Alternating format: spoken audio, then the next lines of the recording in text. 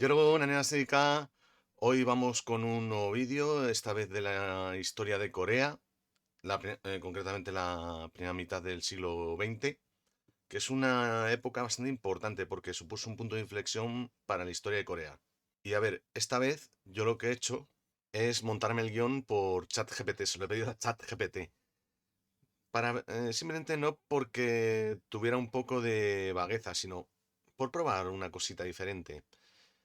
Y la verdad es que pasa lo que tenía que pasar, que solo se fija en la historia desde el punto de vista desde Corea del Sur.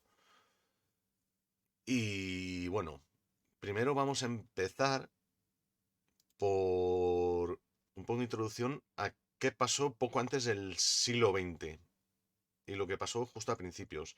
Primero hay que ver que Japón estaba ya terminando la restauración Meiji y está entrando ya en fase expansionista, ¿no? Acaba de pasar hacía ya poco la guerra ruso-japonesa por un tema de fronteras. Y Estados Unidos, ya en 1882, se acaba de fijar mucho y más que bastante en Corea, como parte de entrada a Asia, como fortaleza táctica, como entrada táctica, perdón. ¿Qué ocurre? Pues que lo que hicieron fue una cosa de inteligente con H y con J, de remontar el río Tedong, que es el que pasa por Pyongyang, y el río Han también, ellos lo llaman expedición, pero en realidad fue hacer lo que mejor se le da a Estados Unidos, que es, pues, piratería, pura y llana piratería, que fue coger las tumbas milenarias coreanas, robar lo que había en las tumbas, atracar a coreanos, etcétera, etcétera, etcétera. Y luego, ¿qué pasó? Pues que en el Reino de Corea empezó una especie como de restauración a lo Meiji, pero que en este caso se quedaron a medias, porque en 1905 Japón impone el pacto de Ulsa, mejor pronunciado Ilsa, no Eulsa, que es como está escrito por ahí, que básicamente son 5 puntos en los que Corea pasa a manos de Japón directamente. 5 puntos legales que luego, más tarde, en 1910, justifican la invasión de Japón a Corea. Aquí hubo mucho follón. El primer suceso ante esto fue que Rikojong, que fue el último rey de Corea Independiente, del Reino de Corea Independiente, mandó a 3 emisarios a La Haya y también mandó sendas cartas a varios países occidentales. ¿Qué ocurrió? Pues que fueron a La Haya, les vieron los emisarios japoneses y dijeron que no tenían derecho legal para decir que les habían invadido. Así son los japoneses, así de falsos son. Por regla general y durante la historia. Y diplomáticamente, me refiero. No quiero decir que todos los japoneses sean así, sino que su política internacional es así de falsa.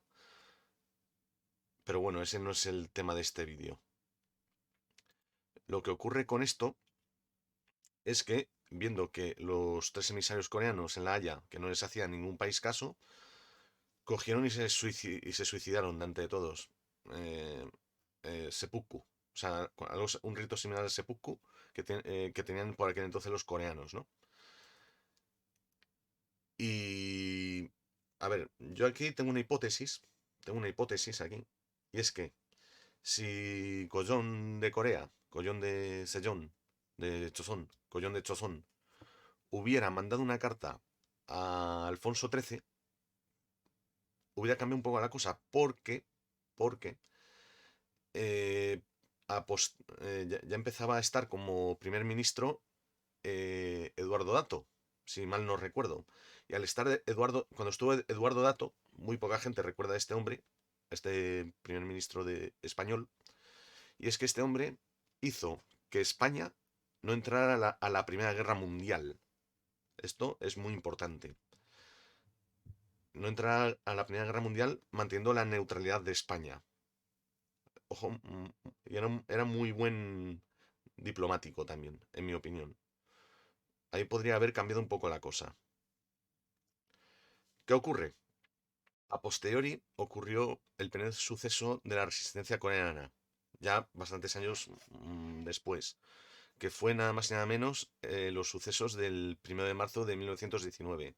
Para los coreanos esta fecha es muy importante, sobre todo para los coreanos del sur, que esto indica el comienzo de la resistencia contra los japoneses, que hubieron manifestaciones en Seúl, levantamientos populares, etcétera, etcétera. Esta vez fue pacíficamente. Sin embargo, los japoneses arremetieron contra ellos. Y de hecho, es importante, por aquí ya empieza a despuntar una figura que es Kingu, que le llaman el maestro de la patria, tanto en el norte como en el sur. Luego, os quiero comentar un poco, bueno, un poco no, ya ampliamente, lo que hacían los japoneses en Corea. En primer lugar, les negaron la propia existencia a los propios coreanos. Se prohibió hablar el idioma coreano, se prohibió tener nombres coreanos, se tenía que llamar a partir del hanja a la forma onjomi o kunjomi, que es la pronunciación japonesa de los hanja. Quien hablara en coreano era totalmente reprimido, se le llevaba a prisión. A los niños que hablaban en coreano se aprendía a sus padres, se les reprendía, y se llevaba a la cárcel. También en cada clase de cada colegio había un soldado japonés, con una katana y todo, además, por si hablaban en coreano o se expresaban en coreano. Y esto llevó a lo que yo he denominado el movimiento de los pedagogos. Estos pedagogos que yo he denominado eran coreanos que enseñaban a otros coreanos el uso propio de la lengua coreana. Es decir, los coreanos estuvieron a punto de perder su idioma y su cultura por culpa de los japoneses. ¿Qué ocurría? Pues que estos pedagogos de noche se enseñaban a otros coreanos su propio idioma, a escribirlo y a hablarlo. De hecho, la primera esposa de Kim Il-sung era una de estos pedagogos en Gerión, en su pueblo natal. Y resulta que esto a mí me lo han comentado tanto coreanos del sur como coreanos del norte. La misma versión, exactamente la misma. Por lo tanto, países que son ideológicamente tan diferentes, uno capitalista y el otro socialista, ya me diréis. eh, ambos se han puesto de acuerdo, ambos tal. No, no, no. Me vendrá el típico guau de que no, que es que. O típico liberal, ¿no? De que no, que es que se han puesto de acuerdo. A ver, son países que luego, por lo que ocurrió mucho más adelante, son opuestos. No se pueden haber puesto de acuerdo en eso, la verdad.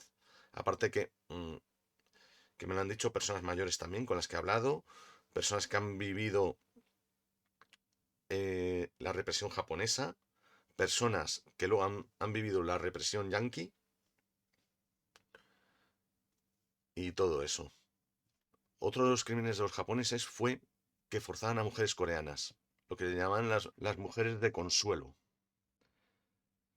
que básicamente las forzaban sexualmente y las usaban para todo lo que querían los japoneses, de manera sexual. ¿Y qué ocurre?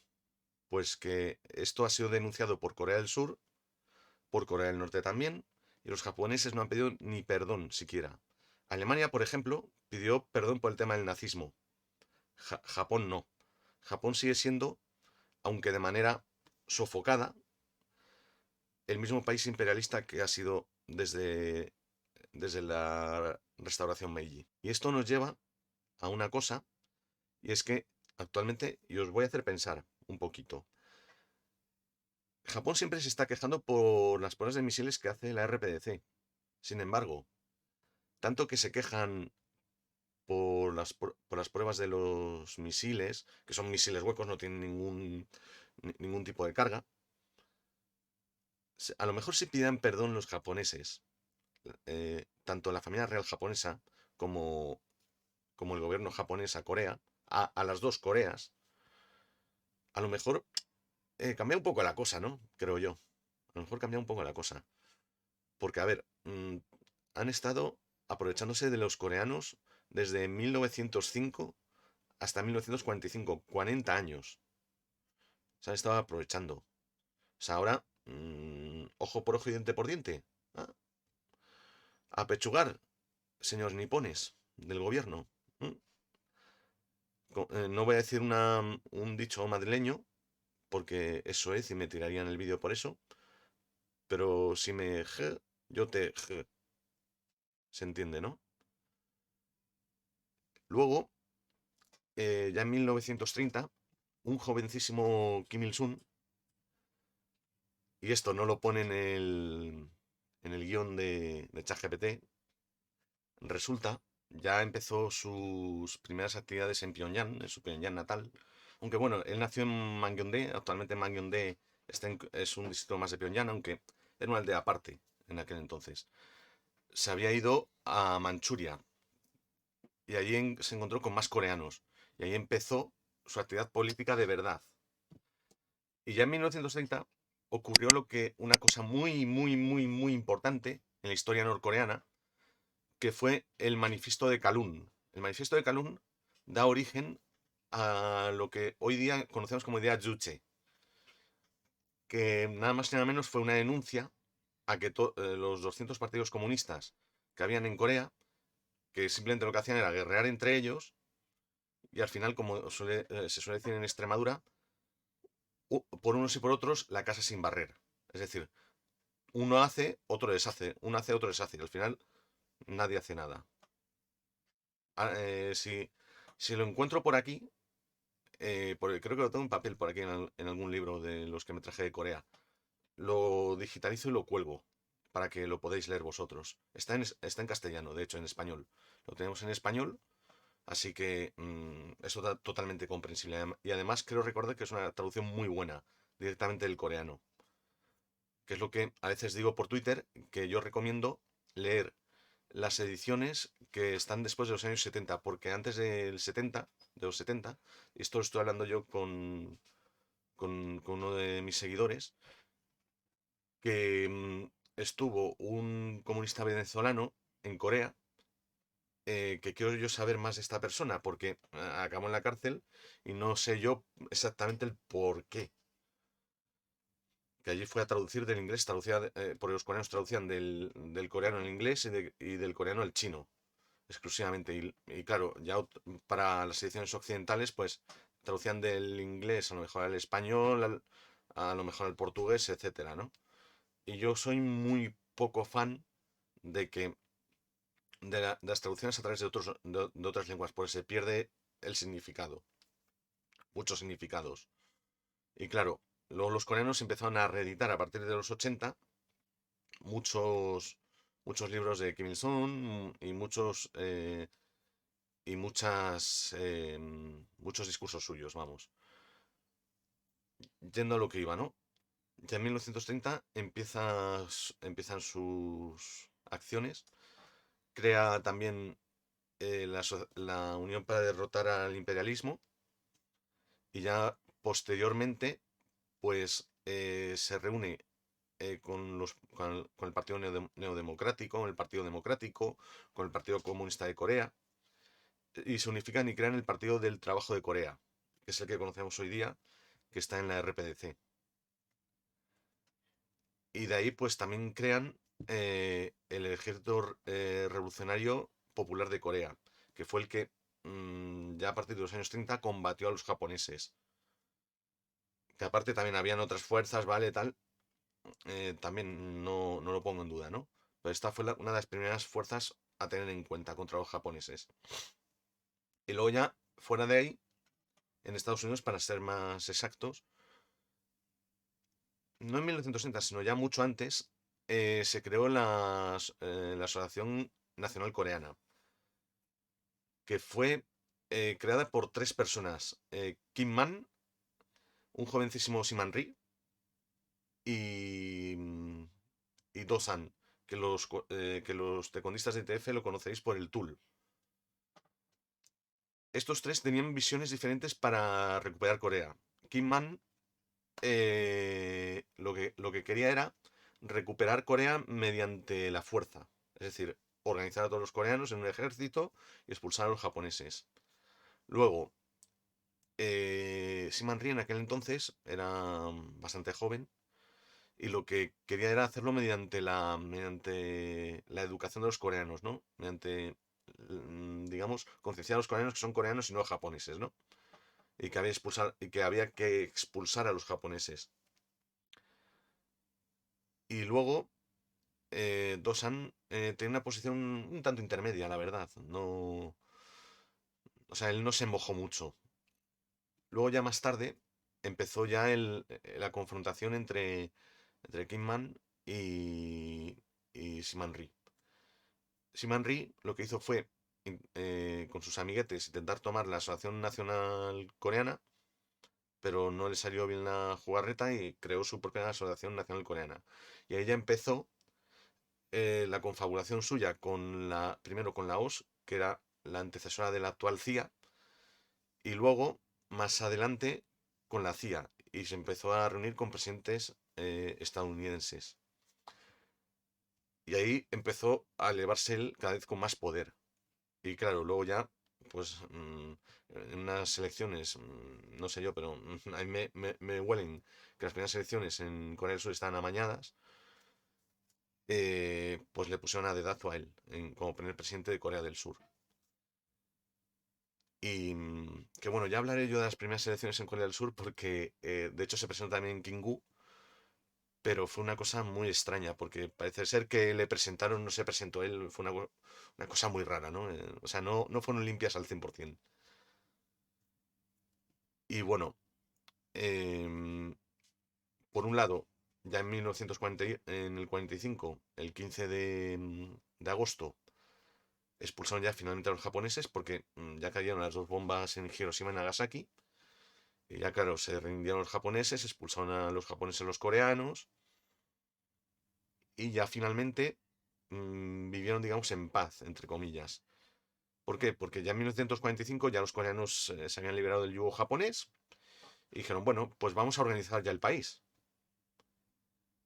Pues organizaron una república, la República Popular de Corea, no confundir, cuidado, con la República Popular Democrática de Corea, porque esta primera, la República Popular de Corea, fue el germen de la República Popular Democrática de Corea, es decir, de Corea del Norte. Tenía la capital en Seúl y tenía capacidad de tener control sobre toda la península y las islas adyacentes. ¿Qué ocurrió? Pues que entre los soviéticos y entre los soviéticos, perdón, soviéticos y estadounidenses, querían tener toda Corea y al final pues llegaron a un acuerdo y crearon dos zonas de influencia, una soviética al norte y una estadounidense al sur. ¿Qué ocurrió? Pues, ¿dónde está la mitad? Pues paralelo 38, el famoso paralelo 38 grados norte. Y eran zonas de influencia, porque a ver, en el norte, bueno, están los coreanos como tal, tenían sus consejos y tal. Y en el sur, pues, ¿qué hicieron los gringos, los yanquis? Pues venga, ponen al gobernador yanqui como estaba en su época Ito Hiroumi, o Ito Pazmun, como lo llaman los coreanos, que de hecho fue un coreano, le ajustició An Jung-un, que también le conoceréis, quienes practiquéis Taekwondo ITF, por el tul de cinturón azul. Y An Chang-ho, yo es que a veces los confundo por el apellido An, que es muy poco común en coreano, a Do-san. Luego, mm, ¿qué pasó? Pues que colocaron a un gobernador gringo en la parte de influencia sur y colocaron como bandera de Corea pues lo mismito que han hecho con Guam y lo mismito que hicieron con Puerto Rico, la bandera gringa. Empezaron protestas en el sur, sobre todo de los comunistas en la parte sur de Corea.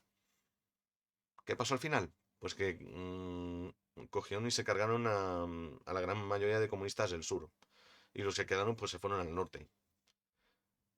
Al final, ¿qué pasa con esto? Pues que en la parte norte de influencia, aún cuidado, no existían ni Corea del Norte ni Corea del Sur, pues está ya por ahí, ya como general del Ejército Revolucionario Popular de Corea, Kim Il-sung, que aún no se le había nombrado ni primer ministro siquiera, porque aún no existía ni la RPDC.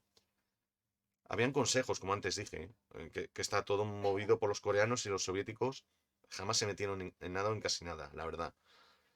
Y ya dijeron en un momento determinado que a los soviéticos, los coreanos, que, a ver, señores, a ustedes ya no les necesitamos aquí, por favor, vuélvanse a su país. Y también se les dijo a los estadounidenses. ¿Quién hizo caso? Pues los soviéticos. Que de hecho en aquel entonces está Stalin al frente de la Unión Soviética, y les hizo caso. Ahí vamos, puntazo por parte de la URSS. Pero no hicieron lo mismo los gringos. Los gringos siguen allí en Corea del Sur. Ellos siguen allí viviendo la vida loca, por decir algo, vamos. Por no usar un taco. Porque si os digo la verdad, están al personal allí. De hecho, en Corea del Sur hay sitios a los que los yanquis tienen, los soldados gringos, soldados yanquis, tienen prohibida la entrada. Pero de esto ya hablaré en otro vídeo sobre Corea del Sur, de qué pasa allí, en el sur actualmente. Luego ya en 1946 se disuelve la República Popular de Corea, porque ya en realidad han tomado el poder los gringos en el sur. Y 2 años más tarde, en 1948, se funda la República de Corea, es decir, Corea del Sur, y unos pocos meses después, en septiembre, se funda la República Popular Democrática de Corea, es decir, lo que actualmente conocemos como Corea del Norte. Y, y lo que ocurre es que entre un país y otro, entre ambas Coreas, empezaron los roces, sobre todo por parte de Simanri.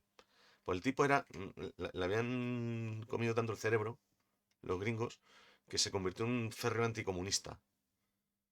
Y enviaba, pues, cada vez más ataques al norte, más artillería, atacando y atacando y atacando, sobre todo a partir de 1949. Pero esto ya lo hablé en el vídeo del comienzo de la Guerra de Corea. Y justamente voy a cortar aquí el vídeo porque ya llegamos a la primera mitad del siglo XX, es decir, 1949-1950, que es cuando ya empieza la Guerra de Corea.